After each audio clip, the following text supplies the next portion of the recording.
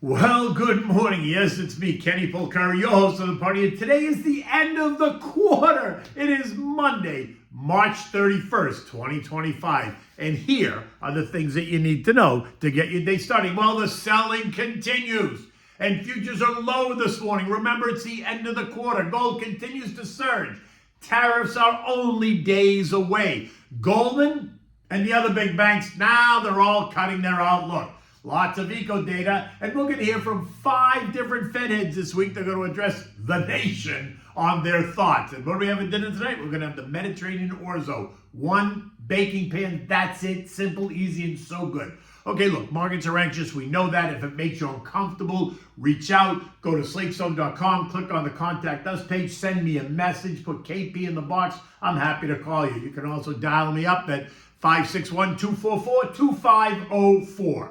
Okay, stocks continue to lose ground, right? The end of the quarter window dressing has become the end of the quarter undressing. The Dow down 715 points or 1.7%. The S&P lost 112 points or 2%. The Nasdaq lost 480 points or 2.7%. The Russell down 42 points or 2%. The transports gave back 291 points or 2%. The equal weight S&P gave back 106 points or 1.5%, while the Mag 7 got smashed, down 825 points or 3.5%. Friday's eco data was again mixed. Personal income was much better, rising 0.8 versus the expected plus 0.4. Personal spending was a teeny weeny bit weaker at plus 0.4%, below the estimate of plus 5, but well above the January reading of negative 0.3. All while the PC index, which is the Fed's favorite gauge, came in a teeny weeny bit hotter than the expectation. Core PCE rising 0.4 month over month versus the expectation of 0.3, while year over year came in at plus 2.8 versus the expectation of 2.7%. But it was the University of Michigan survey that sent the algos into a selling frenzy. Sentiment came in at 57, down from 57.9 in February, and that's down from 71.1 in January. 1-year inflation expectation now at 5%, while the 5 to 10-year expectation is 4.1%. That's up from 3.9 in February and up from 3.2% in January. Remember, I have been saying all along that inflation was going to be the issue this year. In any event, it is the end of the quarter, and asset managers are rebalancing and repositioning themselves. Some are selling stocks, while others are clearly buying stocks, with the sellers favoring the safe haven assets like bonds, gold, and cash. There's nothing wrong with any of that. This is all about the hysteria over tariffs and inflation uncertainty. The worst part of all this is that the sellers are thinking this may be the beginning and not the end, while the buyers have the opposite opinion. Because if they didn't, then they wouldn't be buying stocks. They'd also be buying, gold and bonds and all that stuff. Now look, the media would have you believe that every single money manager and every retail investor is a seller. But let's be honest, that can't be the case. It can't be true. There have to be buyers, and there are buyers. Otherwise, the markets wouldn't function. So the issue is, which side of the fence are you on right now, right? And the answer to that question, you have to answer kind of a bunch of other questions just in your head, starting with your risk profile and your time and your age. And then you have to be sure that you're building a large cap, well-diversified, broad portfolio. That includes more than just U.S. stocks. You need some international, you need some fixed income, you need some alternative assets in order to balance the risk of the total portfolio. And if you have that, then you would see that the bond part of your portfolio is up 3.4% this year, using the TLT as a proxy. And your international is up nearly 15% using the FEZ Eurostock ETF as a proxy. And if you have gold, that's up 17% year to date. And all of that offsets the weakness that you're seeing in U.S. stock markets. So while your overall portfolio may be down a bit, if you're properly allocated, you should not be lighting your hair on fire. And while it's been ugly for sure, you should not be surprised. We've been discussing this. It's been a long time coming. Multiple years of better 25 to 30% gains are not the norm, and you should not expect it to be the norm. Remember that the S&P is up 175% in the past 10 years. It's up 45% in the past 2. The Nasdaq's up 256% in the past 10 years. It's up 57% in the past 2. The Mag 7 is up 2,255% in 10 years. It's up 132% in the past 2. So you need to put it in perspective. Remember these key points. Revision to the mean is the iron rule of financial markets, John Bogle. And the mean is not 25% year in and year out. And be greedy when others are fearful and fearful when others are greedy. Who's that? Uncle Warren Buffett. And while that revision is uncomfortable, a correction is good for the overall health of the markets. And if you're properly allocated, then in the long run, you're going to be just fine. Now, it is the same story today. It's the end of the quarter. We have earnings season about to start. We have tariffs that are set to hit on Wednesday at midnight. We have taxes due on April 15th, right? So there's all this kind of anxiety.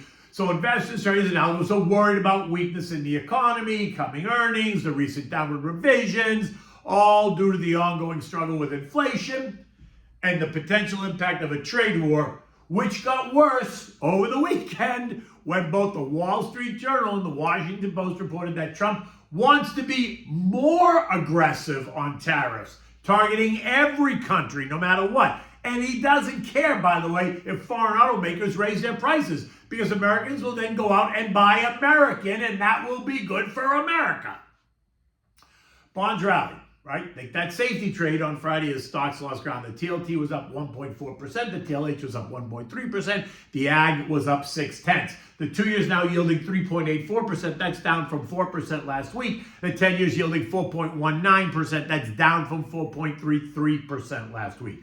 30-year mortgage rates are hovering at 6.6, while your Fidelity government money market fund is paying you at about 4.9% for cash. Gold continues to rocket higher. This morning it's up $33. It's now kissing $3,150 an ounce. Buyers are tripping over each other to get into the safety trade. Look, gold prices are surging due to a combination of economic, geopolitical, and monetary factors. First, there's the escalating global trade tensions, particularly driven by U.S. tariffs, and that's heightened economic uncertainty, right? Second, you got central banks, especially in emerging markets like China, India. They are aggressively buying gold to diversify reserves and reduce reliance on the U.S. dollar, a trend that intensified after the 2022 freezing of Russian assets. The structural demand has added significant upward pressure on prices, which, with reports indicating central bank purchases exceeding 1,000 tons annually since 2022 and continuing into this year. Third, expectations of U.S. Federal Reserve policy shifts are playing a key role. The Fed's signals of potential rate cuts later in 2025 lower the opportunity cost of holding non-yielding gold, making it more attractive for investors. And while this thesis is true, I am not in that camp. I don't see how the Fed can lower rates this year unless, of course, we go completely off the edge, something that I don't see happening at the moment, but I reserve the right to change my opinion. Oil is holding tight at $69.50. It's just a hair below all three trend lines, and while we remain in that $66, $70 range, my sense is that we're going to struggle right here, right at the $70 range, and until we get more clarity on tariffs and the economy. Expect to hear more from OPEC Plus any day now, since they committed to raise production in April. And if they do, we should see oil prices come in. This morning, U.S. futures are lower, and the weak tone is amplified by Goldman's Davey Costin, who cut his year-end S&P target to 5,700 from 6,200, citing a higher recession risk, now at 30%, due to tariff-related uncertainty. Goldman is also calling for 3 rate cuts, July, September, and November. Other big-name analysts from the banks are also chiming in. Morgan's Mikey Wilson and J.P. Morgan's Mislav Matega are jumping on that bandwagon as well, becoming more cautious. Of course, here we go. They're all tripping over each other now to cut their estimates, trying to be the first ones to suggest that the future looks weaker due to inflation and tariff uncertainty. It's like the herd mentality, right? Once one of them does it, then they all do it.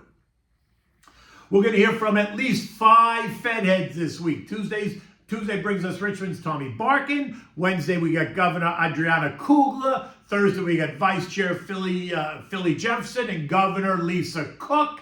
And on Friday, it's the big dog, J.J. Powell, who's going to address the industry in the country at 11:25 a.m.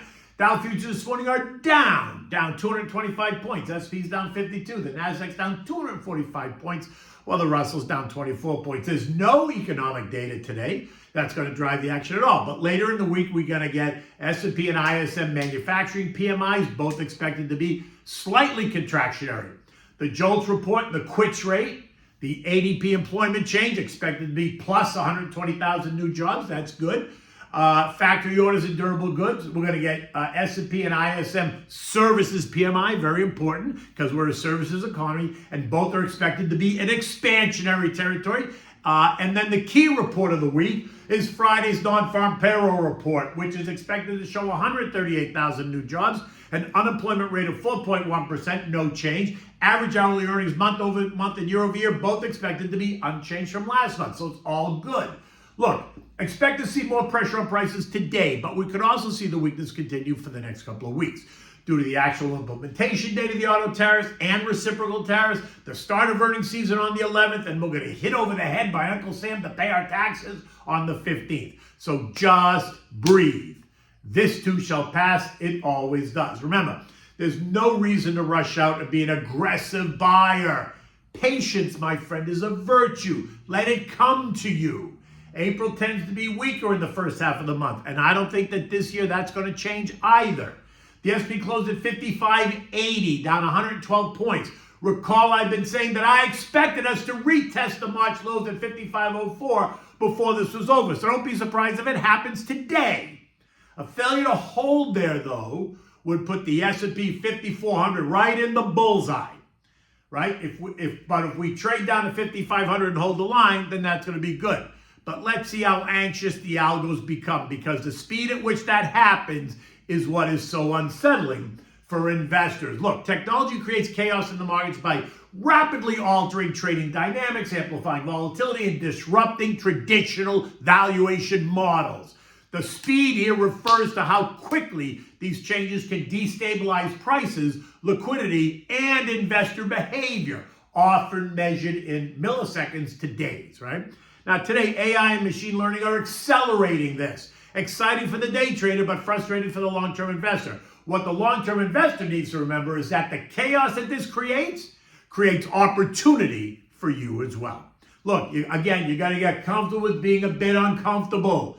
You got to stay defensive while being cautiously optimistic. Stick to your plan.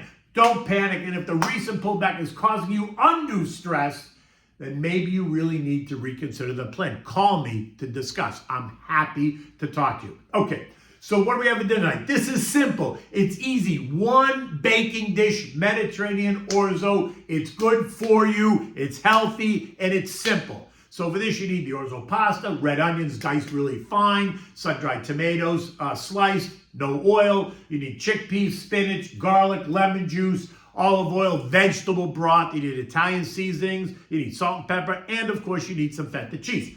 Preheat the oven to 400 degrees. Now, in a large Pyrex baking dish, like 8 by 11, add in 3/4 pound of the Orzo, 1 can of chickpeas drained, 1 small jar of sun-dried tomatoes sliced, not the oil, 1 red onion finely diced, a large handful of fresh spinach, 2 cloves of chopped garlic, you have fresh lemon juice from a half a lemon, a splash of olive oil, and enough vegetable broth to cover all this. Mix it well and then place it in the oven. Cook it for 30 minutes and take it out. Top it with some feta cheese. Mix it up a little bit. Enjoy it. It's healthy. It's simple. It is so good.